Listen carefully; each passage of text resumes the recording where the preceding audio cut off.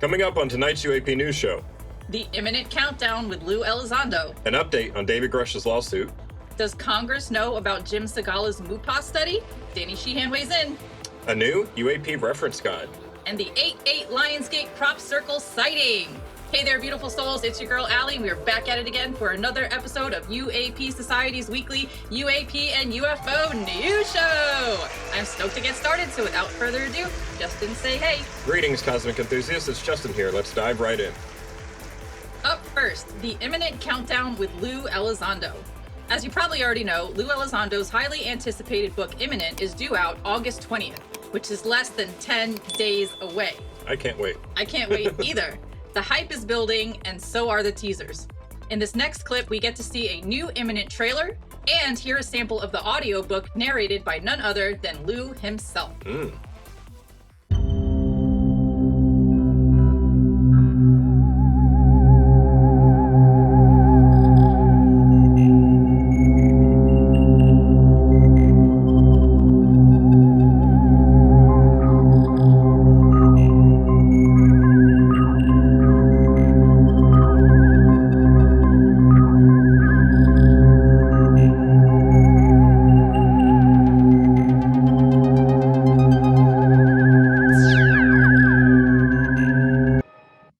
The feds had recently begun helping these smaller law enforcement agencies tap into larger, more sophisticated national databases, so folks on the ground could better do their jobs and maybe track down drug dealers or terrorists or spies operating within the U.S. and on tribal lands.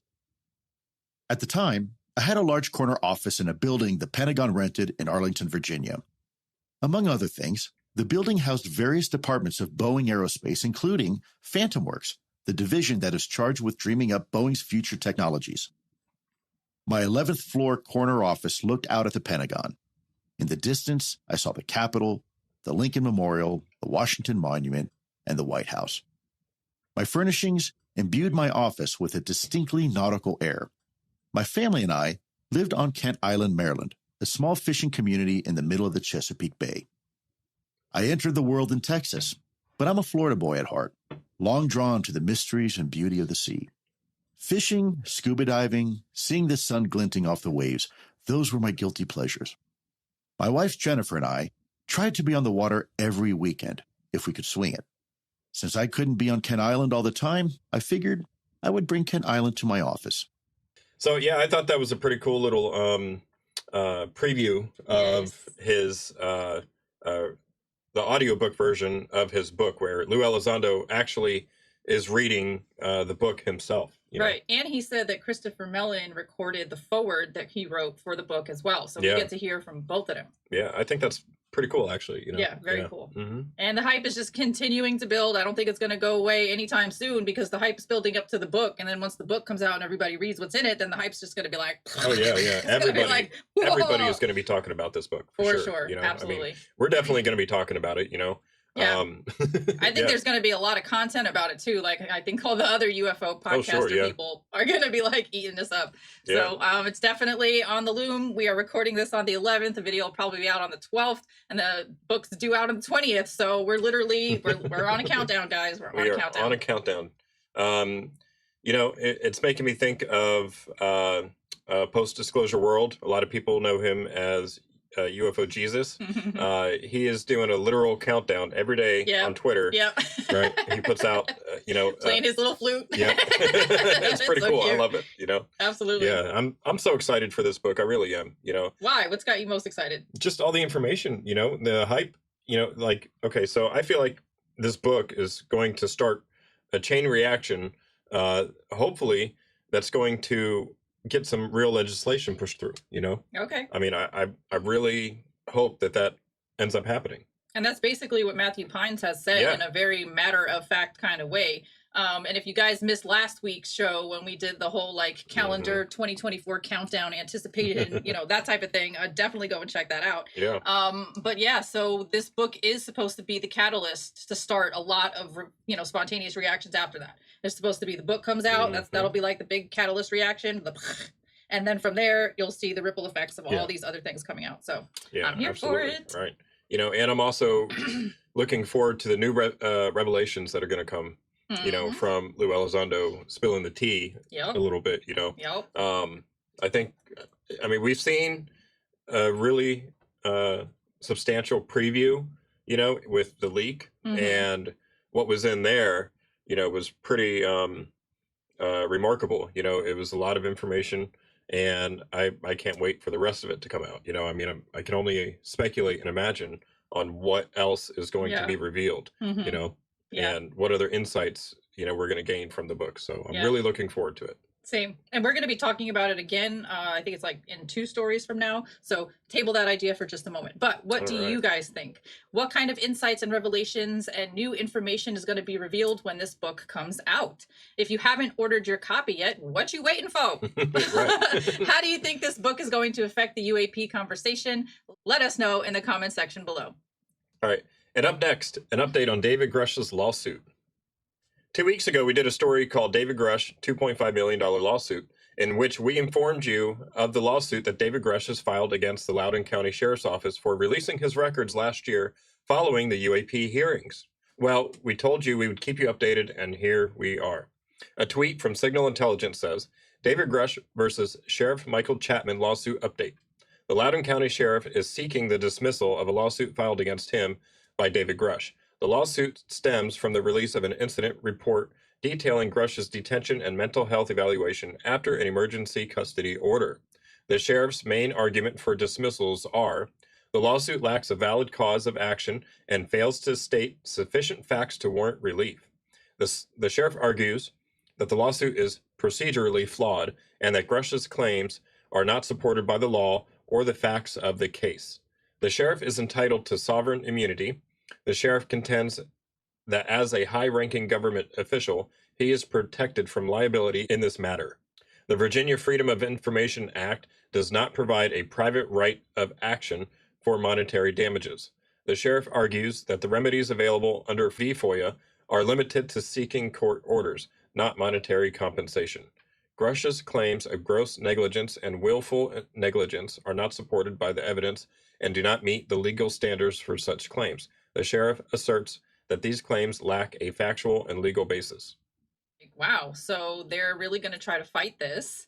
And I mean, obviously, my opinion is probably going to be that Grusch is not going to back down, or at least I hope he won't. So, I mean, I don't know how far this dismissal is going to go, if it's actually like going to happen, or if we're just going to keep charging through and this is going to, you know, I don't really know how lawsuits work, you know, so I don't know what to think.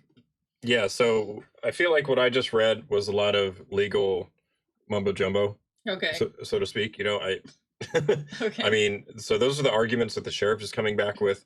I don't necessarily really agree with those arguments, to be honest with you. I think David Grusch has a really strong case, and I don't think he's going to back down whatsoever. Yeah, me neither. And you know, for one, I am pretty confident that David Grusch would not bring a lawsuit, you know, that they did not believe that they could win. You know? Right. And of course, the sheriff is going to try to push back. You know, of course, he's going to say that he doesn't have any fault, you know, and, you know, to be honest, I don't really see how, you know, because he's a high ranking government official, that makes him exempt from, you know, from the procedures. I mean, that's absurd to me.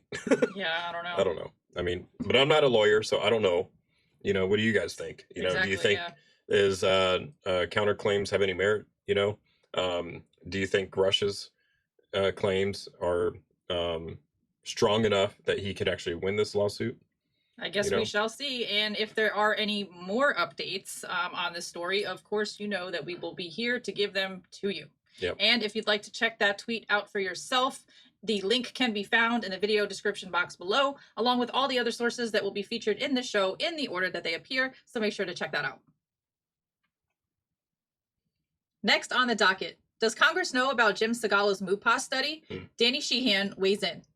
3 weeks ago, we did a story called Did a Brazilian UAP Researcher Record the Same 1.6 Gigahertz Signal as Skinwalker Ranch?, in which Ross Coulthart interviewed Ronnie Vernet, who is the founder of UAP Brazil, about his experiments in the Amazonian jungle.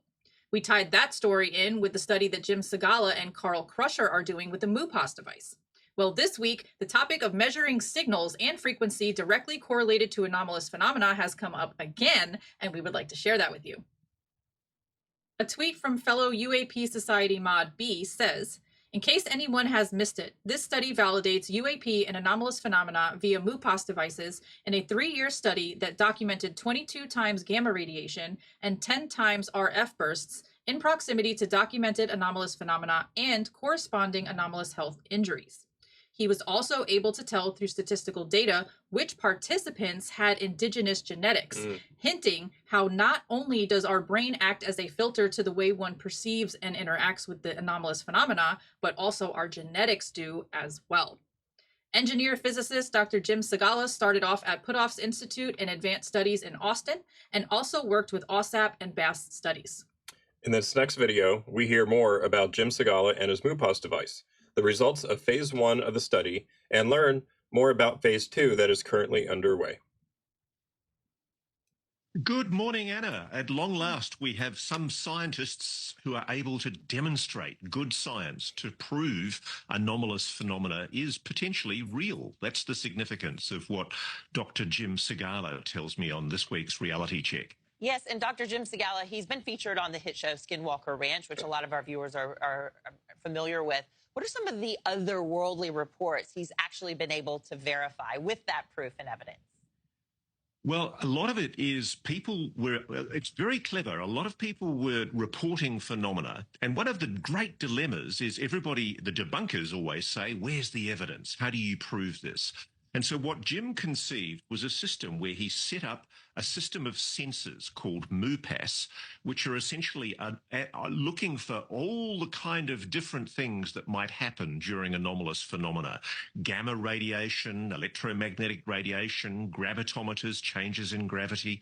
And he measured those with a sensor that the person who was experiencing this phenomena didn't know what it was recording. And they were writing down in a book at exactly the right time when they were experiencing things like UFOs, when they were having weird poltergeist phenomena in their house.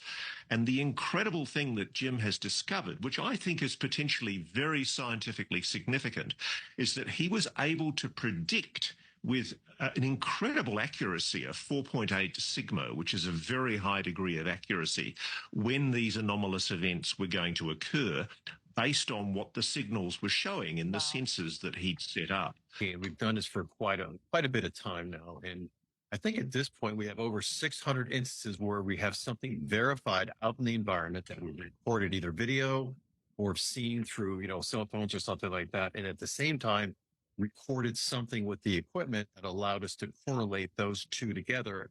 And then on top of that, looking back at the people, having them report that within some period of time afterwards, they would have some type of change to the body that indicated that something energetic went by them. That was Dr. Jim Segala on his recent interview with Ross Coulthard on News Nation. Jim Segala is a physicist and engineer with advanced degrees in both fields. He spent many years researching anomalous phenomena, particularly in the Uintah Basin in Utah, known for sites like Skinwalker Ranch. Segala's work focuses on scientifically investigating using advanced equipment that he basically designed and puts out in the world called MUPAS, but we'll be looking into specifically the MUPAS system and how does the experiencer program work. It's called MUPAS for Modular Unidentified Phenomenon Alert System. What they are, they're sensors that monitor a variety of environmental signals, including RF, gravimetric, gamma radiation, microwaves. And what Jim has found is, I think, bloody astounding. It's extraordinary work. It's really impressive. These sensors adjacent to the homes and other locations where subjects who were reporting anomalous phenomena kept journals in which they tracked their anomalous experiences. These included things like unusual physical symptoms and health effects, precognitive effects, UAP and orb sightings. And these people also reported encounters with various morphologies of NHI. Yep, aliens. This is Dr. Hal Puthoff. He started the Psychic Spy Program for the CIA and the Army at Stanford Research Institute, and he is behind a lot of the Gateway method, working with Bob Monroe when that all combined. And this is his intern and colleague, physicist Dr. Jim Segala, and good friend of mine. You might recognize Jim Segala from the show Secret of Skinwalker Ranch. There he is with Travis Taylor. He was the lead scientist in the first couple of seasons of the TV show. That's us up at Skinwalker Ranch and the area with Jim Segala and Paul Hynek, the son of J. Allen Hynek, the head of Project Blue Book. And the rest of us are all kind of members of phase 2 of this paranormal and UFO abductee study. Jim is not just a physicist, he's also an engineer. And so he has developed and built these highly advanced sensors. They're modular unidentified phenomena alert systems. They have gamma radiation sensors, accelerometers, infrasound. They catch EMF waves, microwave radiation, all kinds of stuff on this whole different little loadout. I know that it looks like a bong, but it's not. It's a highly sensitive piece of scientific equipment.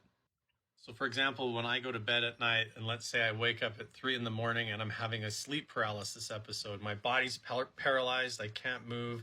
I feel this looming presence, like there's someone standing in the bedroom, looming in the corner, like this shadow figure. And all of a sudden I'm propelled into this like out of body travel vision where I see how the universe works and have this whole download of information.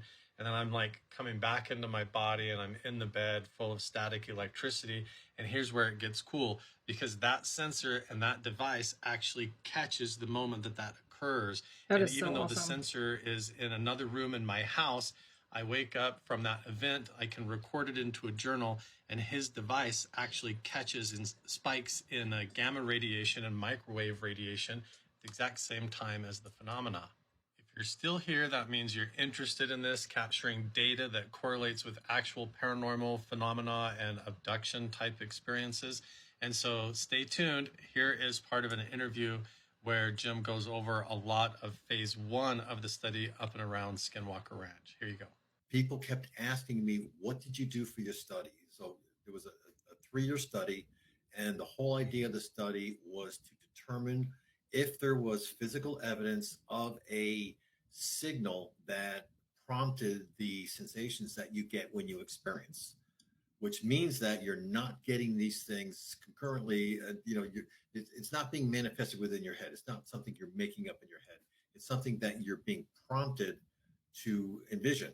Each one of these had always associated with them some kind of story that happened around that time. Some of the stuff I hold in confidence because it's all personal stuff. They're putting down their personal feelings, like, I was scared, all these things. So if you look at over here in this area, this is the microwave, very, very flat, nothing crazy going on. All of a sudden, this is what happened in that particular, I think it was like a 2-hour period or something like that. And then gamma was very, very normal, very, very normal. And all of a sudden they had this incredible just flurry of gamma particles come in at the same time in microwave. And at that and this person, of course, didn't even know that, never even saw this data, never actually looked at this data. This is something that I wasn't even giving this person real-time data. In the morning, they got up and they entered into this. I'm telling you, last night was such a crazy night. If I were to ever say I was abducted, it would be last night. It was such a strange experience. Wow.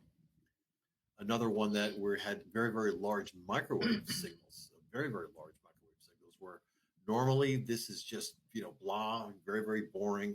And then they had these very large signals at this exact moment. And then they reported that, everybody, this affected the entire family. It just so happened that this one of the people was a high-level government employee.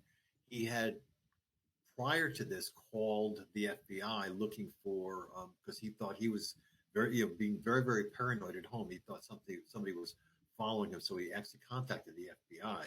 Yeah. After this happened, he contacted NCIS and said, something's going on. Something's going on out there. So I actually had to produce or create a report for the FBI and NCIS, which is something I've never done before. showing them this like data. they actually believe they were being targeted with some kind of a technology, direct energy weapon. Reports of people that come out of special forces or CIA and they feel like they have Havana syndrome because they did work in Russia and things. Exactly. I can always tell when something's happening, and then when they put in their anecdotal data, then I can marry the two and see if I get some correlation or overlaps. Do you feel like he's really changing the game here?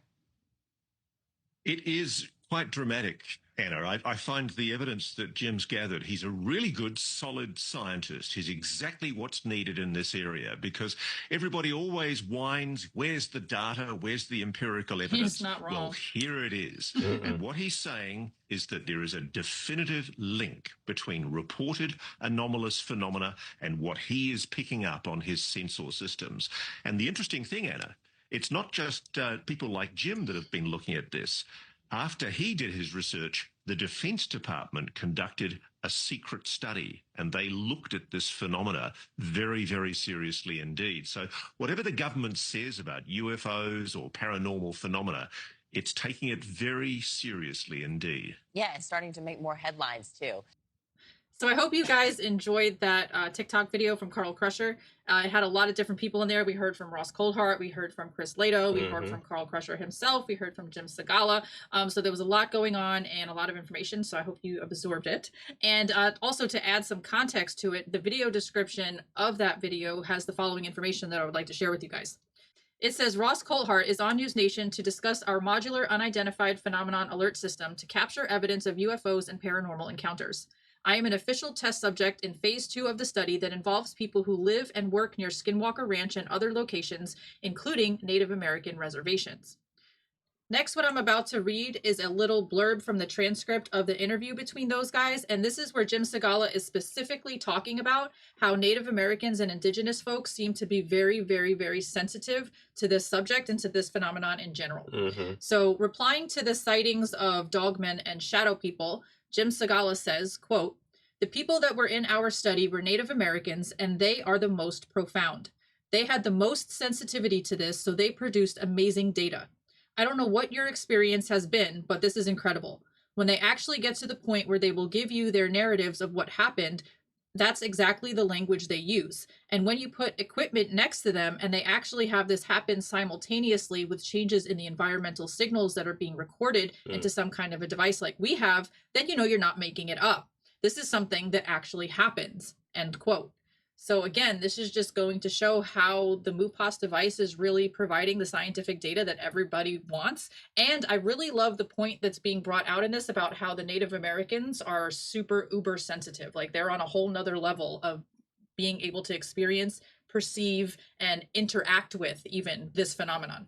Yeah, so that kind of makes you think, you know, does genetics play a role in who can experience the phenomenon? You know, does that also explain why two people can be standing right next to each other and one person sees something and the other person doesn't? Oh, okay, you know? Yeah. A lot of times when we just... That could be genetics. It could be, because a lot of times when we've spoken about that same exact situation in the past, we've always related it to like the fact that the two people were in two different spiritual places and they're on, you know, two different journeys, and that one may be ready to experience the phenomenon and one may not be, or maybe it's the phenomena itself choosing which people experience it. But if it's also tied in with genetics, like that just adds like a whole new layer. That's just another explanation, you know. Right. So it could be genetics, or the other explanation is some people are more in tune spiritually, or more in tune vibrationally, you know, energetically than the person that's standing next to them. Yeah. You know, that could also explain why. And maybe one of the reasons that Native Americans are so receptive to the phenomena is because they have a upbringing, you know, that's more in tune with spirituality, right? More in tune with living with nature. Yes, you know, for sure. Maybe that could be the reason why. Also, I mean, if you study some of the ancient Native American I think they're called pictograms. What's the word for the pictograms? Yeah. When you study Native American pictograms and like cave drawings and stuff like that, there's always these hominid looking creatures that are not human. And when you ask Native Americans to explain those pictures and the folklore behind it, they'll tell you that those are the star people.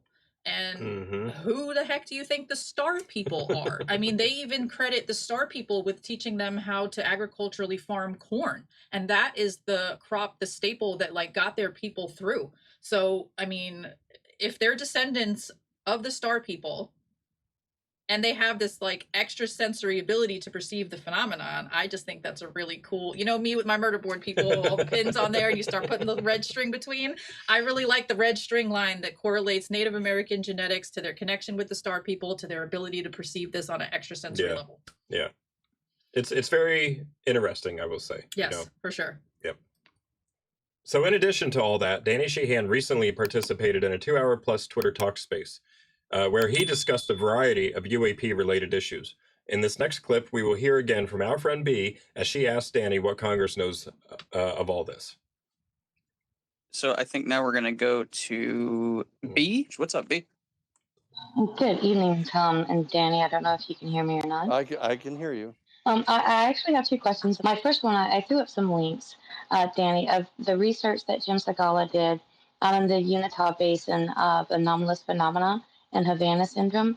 And David Hayes is saying that Pentagon officials have been briefed. And I'm really curious if you know if any Congress or elected officials are also aware of the the revolutionary findings, really, that he was able to document. Which ones are you referring to, dear? Well, that he could not only prove that anomalous phenomena was happening via capturing on film and other devices UAP, but other anomalous phenomena, including gamma radiation bursts and high radio frequency bursts in the proximity when observers and experiencers were actually documenting that they were experiencing something anomalous. So, tell me what particular anomalous phenomenon we're talking about here, and I'll see whether it relates to the UFO phenomenon, and therefore it falls within the ambit of what we're looking at here. My general question is that David Hayes said that the Pentagon officials have been briefed, because in part of that science, he's claiming that he can predict when these things show up. And I think that they would be very interesting. My main question was, do you know if Congress or any representatives of if that work that Jim Segalas, a physicist that started off with Hal Puthoff, and he worked with Alsap and Bass. So I'm really just curious if you know if that study has made its way around the halls that you speak in. Well, let me take it in two parts here. That it's absolutely clear that the national security state people inside this extremely small element that is deeply embedded in the United States Defense Department and the intelligence agencies are capable of determining where and when some of these craft are going to appear. They have developed that technology. They can do that. Okay. Now, the second part of it, as to whether or not members of Congress have been briefed in on that, the answer to that is no. they have not. So that there are two worlds that we're dealing with here. One is the actual world of this tiny minority of people inside the military and inside the intelligence community that is this completely what we call a waived unacknowledged special access program, and they refuse. The waiver is that they are waived from any responsibility to brief anybody in Congress about it. Now that they've garnered that authority unto themselves to say, oh, we have a waived, unacknowledged special access program. Well, who is it that waived your responsibility to brief Congress on it? They did themselves, not Congress. So that the individual members of Congress are not briefed in on this. That's what they're so distressed about. Even the Gang of Eight has not been briefed in on 99% of this stuff. The individual members of the Senate, for example, Harry Reid, was able to get access to certain information working with Bigelow and some of the other people in the private sector. But the people in the Senate and in the House have not been briefed in on this stuff. I mean, I know more than 99% of them know, because part of it is they don't want to know. They, literally, one particular person I remember that I know specifically about, when they started to get told some of this information, don't ever talk to me about this ever again. Period.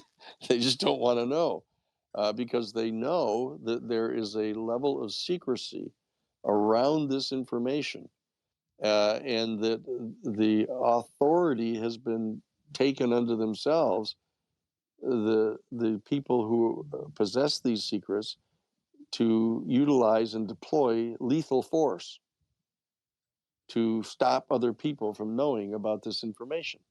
The answer is no. The people on the Hill do not know about this, and many of them don't want to know unless there is a safe process set up, pursuant to which this information can be slowly provided in a way that keeps the members of Congress safe from the deployment of any of this lethal force against them, and that the information can be absorbed by our economic system and by our technology, and by our culture.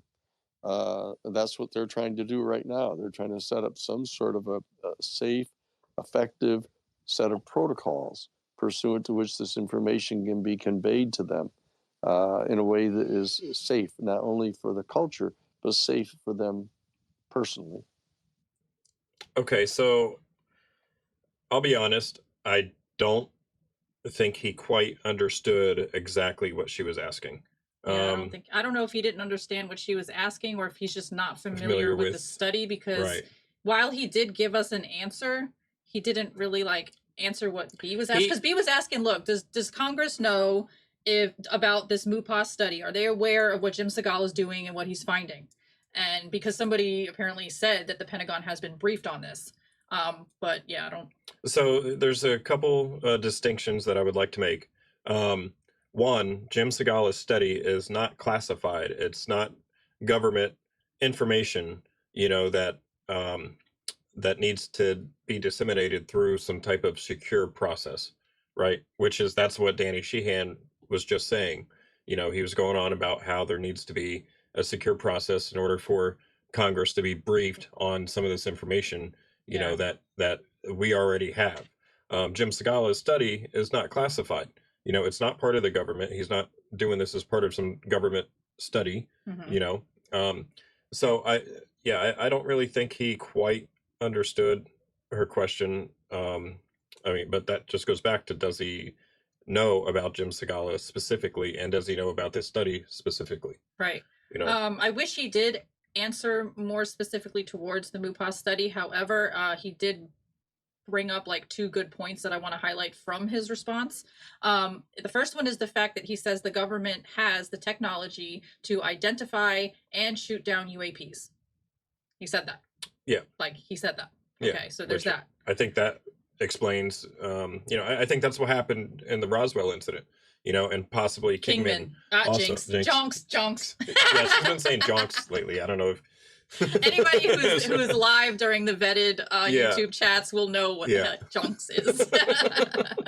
Anyways. But yes. But yeah, so Danny Sheehan said that we have the technology to identify and shoot down UAP. Yeah. I think that's where Roswell, and Kingman, Arizona specifically came from. Okay. Was us shooting something down. So could definitely be. And then the other thing that he brought up is that some people in Congress literally don't want to know. They're too scared to find out this information because they know that the secret keepers of this information use lethal and deadly force to people that somehow spilled the beans or somehow find out or are about to be talking about it or something. And they're like, look, unless there's a legal procedure to where this information can become known to me, I don't want to know about it. I don't want to know about it. So, I mean, the fact that he said, I know more than some of them do, is kind of telling all in itself, right? I don't know. I find that relevant.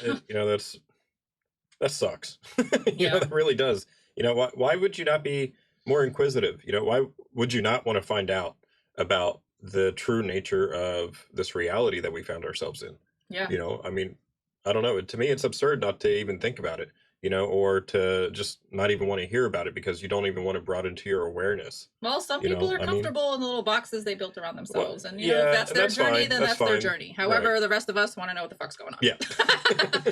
And to wrap this story up, this next tweet from Rich Universe shows us his notes from chapter 14 of Lue Elizondo's book, Imminent, that just so happens to tie into exactly what we've just been talking about. So it starts off, well, there's actually like a bunch of notes, but I've condensed it down to the points that are relevant to this story. So number 8 starts off by saying, psychic abilities and DNA studies. Nolan theorized a connection between psychic abilities and the caudate putamen. Caudate putamen, okay, in the brain.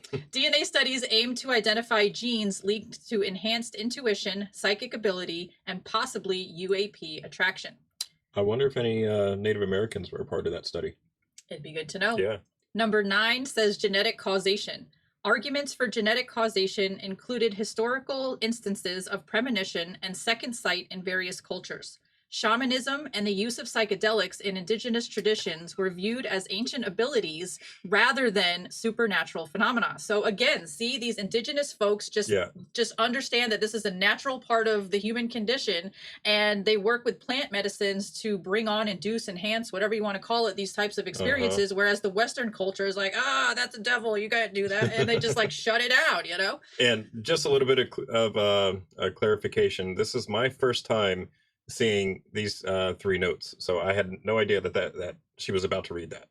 Why do you feel the need to say that, though? Well, because right before you read it, I said, I wonder if there was any, Native Americans involved, and then you read. Okay, well, wait, check out number 10 then. Check out number 10. Right. Indigenous connections. Synchronicity. Will and Gary discover that many people involved in remote viewing studies had Native American DNA, specifically Cherokee blood. Do you guys see these synchronicities happening in like real time?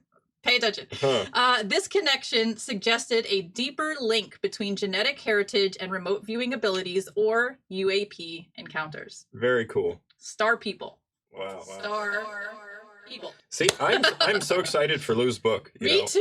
I feel like there's going to be so many things that are going to come to light. Oh my goodness. And another synchronicity, right before earlier this afternoon, we were watching the new Unsolved Mysteries, and there was a episode called something Rangers.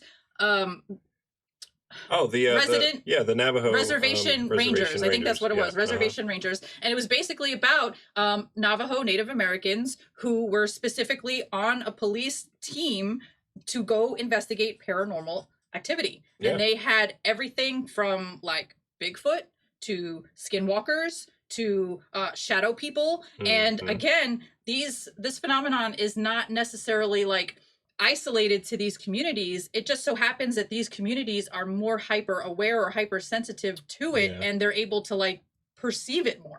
And I learned something watching that that I had not realized before, and maybe you don't realize it either.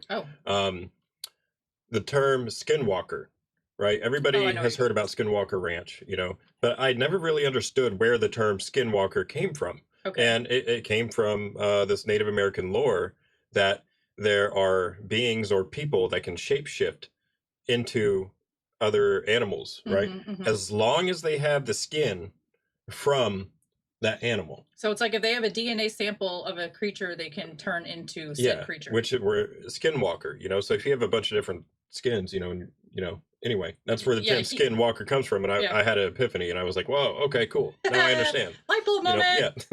But anyway, so I just felt like sharing that because I didn't know if you guys also realized that's how the term skinwalker came to be. Very cool. Yeah, but so back to like the whole point of the story, I just feel like it's very, very interesting how this Jim Segalas MUPAS study is tying into Native American indigenous abilities, which ties into Lue Elizondo's book, which ties into everything that we talk about on my channel with spirituality and how we're all talking about psychic abilities and telekinesis and remote viewing and astral traveling and out-of-body experiences. It's all under the same Little umbrella. Yes, it is. So, what do you guys think? Were you aware that indigenous people are more sensitive to the phenomena than others, and that it can be proven? That's I wasn't before I heard all this. Do you think this has anything to do with their predecessors they call the Star People? What paranormal hotspots do you know of that could benefit from having a MUPAS device installed there? Let us know in the comment section down below. Up next, a new UAP reference guide. Have you ever wanted a UFO cheat sheet? Actually, I have, technically. Or maybe just an awesome reference piece that has the highlights of ufology history and the most important names, dates, and figures all in the same place? Well, look no further. It has arrived. Right. And a tweet from Ross Cohart says, the Major Cities Chiefs Association is an organization of 79 police chiefs, commissioners, and sheriffs representing the largest cities in the United States and Canada. Laudably, it just decided to take UAPs very seriously. All right, so let's check out this document together. This is a pretty cool document, guys. I think I've shared this with you before, that I am a visual learner. I need to see things in order to retain them in my brain, and this is perfect. So we have 11 pages worth of straight up facts. Okay. We can literally go over this in lots of different ways, but I mean, how do you want to go over this? Do you want to do it section by section or what? Yeah, we could just give an overview of what it is, Okay, cool. So section 1 is UAP in the news. This is where they talk about all the different times that UFOs and UAPs have been in the news before. And what I really, really, really like about this document is that there's all these different little links in here. So you can click all these different little links and it'll take you to all these different places. So not only is this document itself a huge, valuable source of all different kind of information, but it also gives you links that you can click on to go down other rabbit holes too. And you know us, we're all about the rabbit holes, right? Yeah. I mean, look, it has, law enforcement considerations. And the next section is U.S. government UAP programs, yeah, whistleblowers, show the people, UAP in Congress, all the information that you could ever want. So section 2 shows law enforcement considerations. So things that people that enforce the law should know when it comes to this type of phenomenon. They have aviation safety, UAP related calls for service. It's just a very, very, I would say, comprehensive document.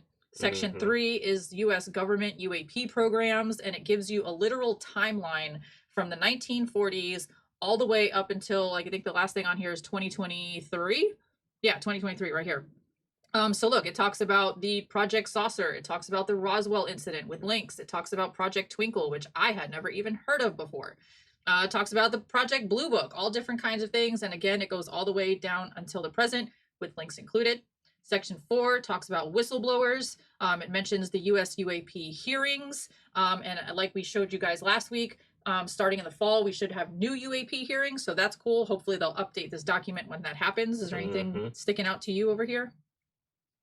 No, it's just basically an overview of pretty much all the major things that we know about with whistleblowers. So yeah, that's pretty cool. I think they have a really awesome quote up here from Ryan Graves. It says, the bottom line is, why are we allowing objects in our sky, particularly objects displaying advanced technology, to go unidentified? I believe we should pursue these questions about the nature of UAP with a scientific method and an open mind.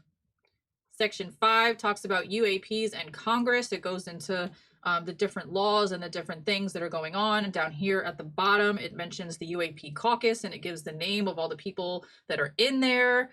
So I'm really excited for this. This is a very comprehensive, full of detail document. Section 6 is UAP and U.S. Department of Defense, talking specifically about Arrow, how they came on the map, who's involved in that. They give you some quick facts up here, more detailed information down here.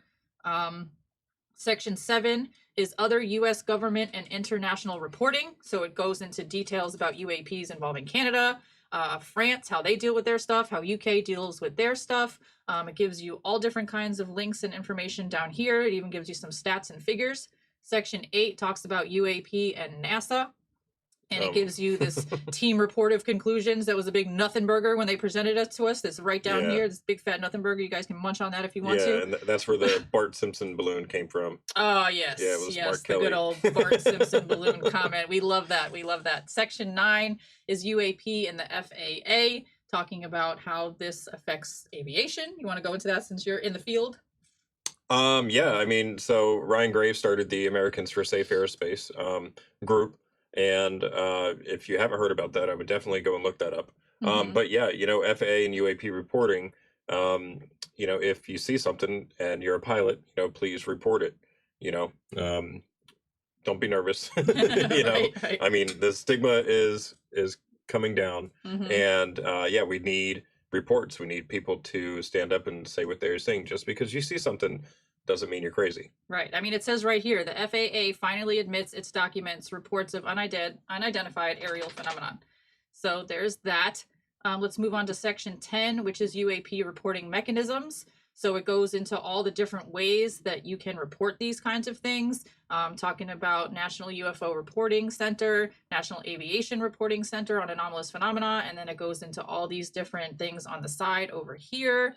And then lastly, section 11 is the key takeaways. And I mean, we could sit here and read through every single one of these, but to be honest with you, I don't really feel like doing that. You guys can do that on your own. But what I really want to point out about this document is that it's chock full of facts, information, links, dates, people, resources. So if you're one of them people that are trying to like share this information with others and they're just like, man, I don't get it, I don't understand, drop this in their email, throw this in the WhatsApp group or something, you know, just give people something to look at, because it's got really, really great information. Ross Coulthart pointed it out to us on Twitter, so I wanted to point it out to you guys on the UAP show. Yeah, very cool. You know, it's pretty cool to have a reference guide that you can just reference anytime you need referencing. Or anytime that you need to reference something, you know, it's pretty cool having this guide. Yeah, I mean, like when I first saw this, I was like, oh, this is that little like cheat sheet thing I bought when I was in chemistry, and it was like, it was yellow and it had like all the different conversions and meanings and definitions on it, and it was just like, you know, like the quick guide for dummies kind of thing, that type of situation. But not calling anybody dumb, just saying like this is like a catch-all kind of document, and we highly recommend checking it out. There is so much on here. I mean, you could do like 30 shows covering everything that's on here, so check it out. If you would like to check this out for yourself, as always, the link to this document, along with all other sources featured in the show, can be found in the video description box below, in the order that they appear. So make sure to check that out. And last but not least, the 8/8 Lionsgate crop circle sighting. All right, people, last week we showed you a new UK crop circle, and this week there's another one. This latest sighting was formed on the 8/8 Lionsgate date, which means August 8th, 2024, in Etchelhampton, Wiltshire, UK. Brits, forgive me if I butchered those names, okay? Just what city is that? I don't know. This crop circle has not been able to be verified due to the farmer not allowing researchers on the property to check it out. It was formed in a wheat field and measures approximately 240 feet across. Let's take a peek at what it looks like now.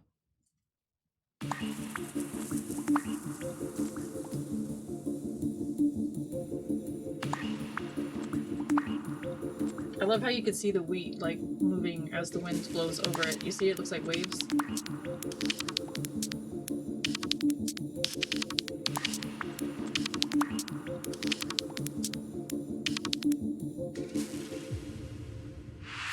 It's pretty big, right?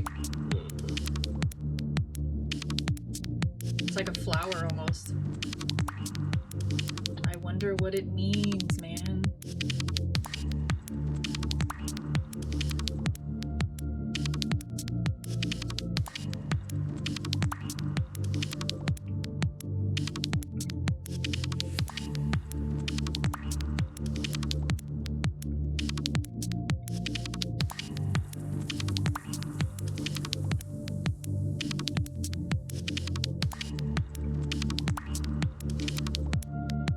Pretty interesting, if you ask me.